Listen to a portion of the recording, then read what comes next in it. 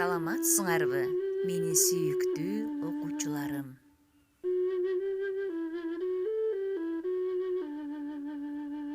Кара Суу районуна караштуу номер 28 учар орто мектеби кыргыз тили жана адабияты мугалими Курганбаева Азирегүл Жанышевна.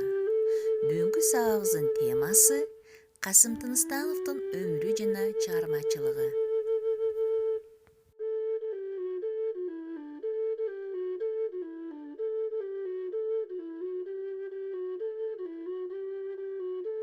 Касым Тыныстанов Кыргызстандын Ысык көл өрөөнүндөгү Чырпыкты кыштагында туулган.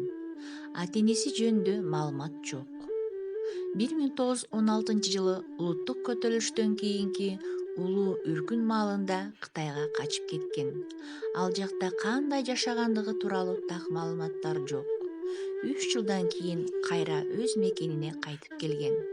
1919-жылдары ал өзүнүн башынан өткөргөн моңдуу күндөрдү өз чыгармаларында сүрөттөгөн. 1916-жылга чейин Касым ал мектептин 3-классын орус тилинде бүтүрөт. Касым да 16-жылдагы үрккөн эл менен бирге Кытай жерине качып барып, аштан өлүп, суукка тоңуп кыйналып, зар какшаган оор күндөрдү дал өз көзү менен көргөн. 1925-жылдын август-сентябрь айларында Эркин Тоо газетасына редактор болот. Ошол эле жылы күзүндө областтык эл агартуу бөлүмүнүн илимий комиссиясынын башчылыгына дайындалат.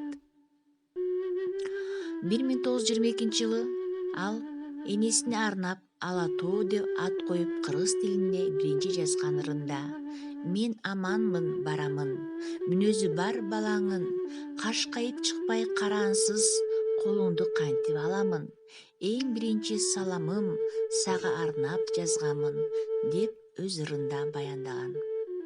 Касымдын 1920-жылдан 24-жылга чейинки казакча жана кыргызча жазган 30 ыры менен Жаңыл Мырза аттуу поэмасы 1925-жылы Москва шаарындагы СССРдин элдеринин борбордук басмаканасынан Касым ырларынын жыйнагы аттуу деп чыгарылган. Ал 30-31-жылдарда иштеп жүрүп, Кыргыз драма театрына бир аз мезгил редактор болуп иштейт. Манасты орус тилине которуп чыгаруунун демилгечиси да Касым болгон.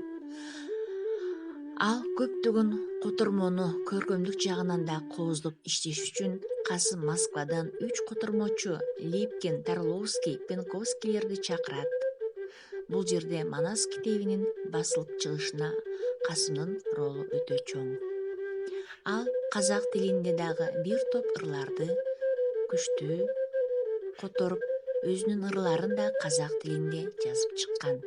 1920-21 жылдарда алгачкы 12 ырын казак тилинде жазган. Анын 22-24 жылдардагы аралыгындагы Жаңыл Мырза аттуу поэмасын кыргыз тилинде жазган акын. Биз Касымдын өзүнүн коомдук ишмердүүлүгү менен, агартуучулук касиети менен биз баалай билебиз.